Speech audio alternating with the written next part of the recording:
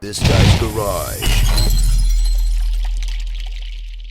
Like and subscribe. Thank you, Mr. Chair, and thank you, Mr. Giroux. I'm going to be asking all my questions about the VW contract. I think I'm probably the only MP here who has actually read it and spent quite a few hours on it. So I would like to start by your analysis and your report this morning on it. It's actually two contracts. It's the construction contract, which is from the Strategic Innovation Fund, and then the subsidy contract for the production and the construction contract. Your report this morning was essentially just on the construction part, as I understand it. But by your calculation, there's another $2.8 billion of spending. So that means that the announcement made 3 months ago, when there hasn't even been a shovel in the ground to build this thing, is already 20% over budget. But that being said, the Minister of Finance in a press conference before question period said that you got it wrong, and that she provided you with all the information, but you still got it wrong. And then she ran out of the building, and we haven't seen her since. She wasn't there for question period. So can you comment on that first? Well, we asked information to the Department of Finance and, the Minister of Finance and her officials, as well as Minister Champagne from Innovation, Science and Economic Development. And I believe we got all the information we were told exists, and all the information we requested.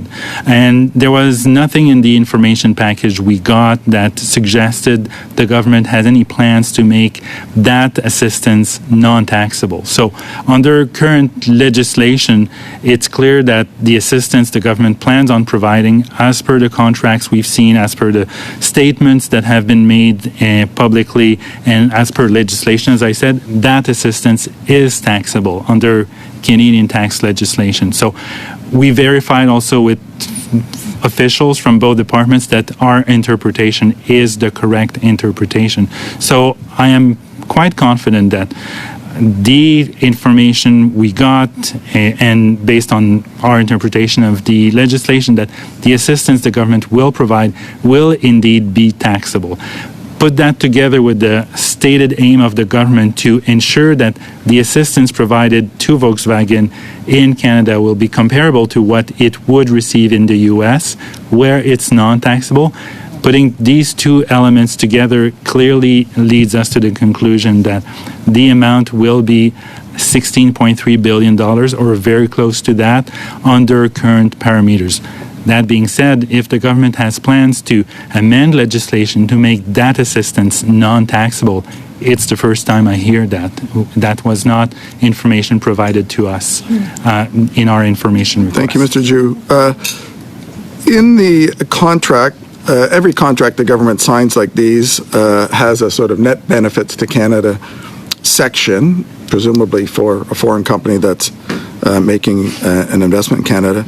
Is there any out clauses in the contract that allow the parts that will be bought or created to be assembled at this plant to be bought from countries outside of Canada, like China? As we know, most of the world's EV anodes and cathodes for EV batteries are made in China, as are most of the critical minerals.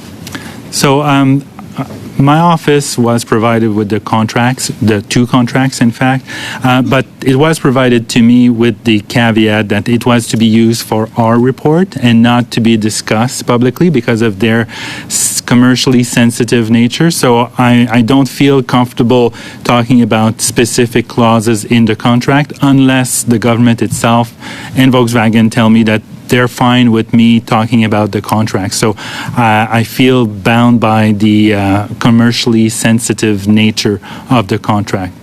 You replied earlier to a previous question that it wasn't $10 billion a job in this subsidy, that it was $5 billion. So your report says 1,400 construction jobs. So if I do the simple math here at the table, that means under the production it's 1,400 jobs. That's how you half that to $5 billion. Is that correct? Well, we use public number on the number of jobs for the production phase. So the government has stated 3,000 jobs when the production is in full swing. And then there's another element. Plant? Sorry? 3,000 at the plant? Yes, direct jobs. That's what has been publicly stated. Just time for one quick one. Okay. The minister said that at industry committee that the ROI statement comes from the Trillium report, which is a public report. I've searched through it to look for something in reference to Volkswagen. I can't find it. So have you seen any evidence in this that they produced an ROI calculation? I think, There's, Mr. Giroux, I'm going to have to ask you to respond in Mr. Perkins' next round. I want to pick up on my colleague, Mr. Perkins, just for a minute. We don't know the spending profile for the Volkswagen contract, correct? Mm-hmm. We will eventually know the spending profile because it'll show up in the public accounts. Yes. Do you have an idea why the government thinks it's commercially sensitive today, but that'll eventually not be commercially sensitive when we will all find out? No, I don't know. Maybe it's because it involves maybe secrets or commercially sensitive information when it comes to ramping up or the capacity of a business to ramp up production and then sales of electric vehicles, but I don't know. Maybe I could let you, Mr. Giroux, answer the question I posed at the end, which is the ROI question. With this $16 billion investment, have you seen an ROI calculation for it, as the minister claims there is in 5 years? And if not, what would it take to get an ROI on such a large investment? So the ROI I've seen, or the multiplier effect, as some call it, is 3 to 1 in the current state of the sector, the industrial sector in Canada, which could rise up to 6 to 1 if more or the majority of input were to be sourced from Canada. So that would still be considerable at 6 to 1, and that's based on external estimates when it comes to EVs and batteries. Thank you. Did you look at the question of the capital cost allowance? So will Volkswagen still be able to use capital cost allowance deductions with this investment that they're making?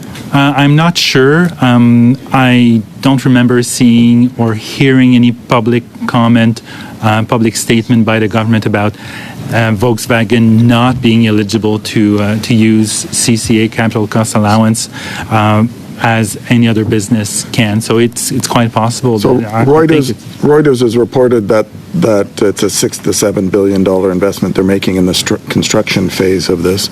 A larger part, obviously, would that be considerable. Would it require special legislation for them to not be able to use the capital cost allowance? Yeah, that's my understanding, because like any other business, they're eligible to claim it. So to prevent a specific corporation from claiming the CCA, there would need to be legislative amendments to exclude either that type of business or that corporation itself. And is that the issue, referring back to your first answer to me earlier about your calculation that this will actually cost $2.8 billion more than the Liberals are estimating, is based on the fact that there hasn't been any legislation passed to make them tax exempt?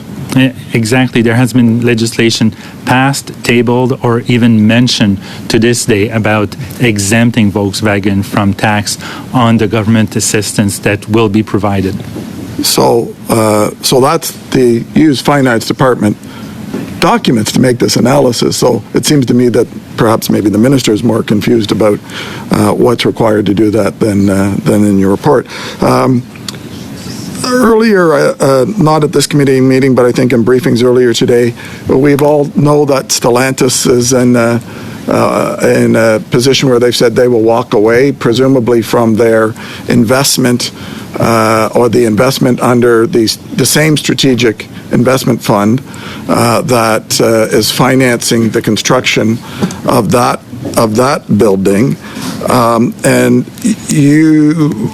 they're asking for a similar deal to what Volkswagen got, which is what I would do too if I were them, in order to ensure a competitive playing field.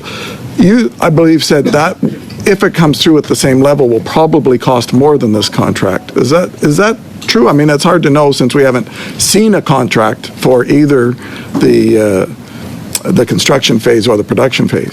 It's very difficult to know because it depends on the production schedule and capacity, because the subsidies are based on a subsidy per unit produced. So it depends on the capacity of that other plant, the Stellantis plant. So in the absence of having any clear idea as to what the production capacity of that plant would be, it's difficult for me to assess whether it would be more or less expensive. And generally, not in these specific deals, but generally when the government signs a large contract with a private sector company and there's government support for it, there are sort of milestones and metrics, and usually there's conditions that say either party can walk away from the deal or choose to cancel the deal, and Stellantis is saying they're going to walk away from the deal unless they get more. So there must be a cancellation clause then in these contracts in order to allow them to do that. Wouldn't there be? I haven't focused on the cancellation clauses. I focused on the financial metrics.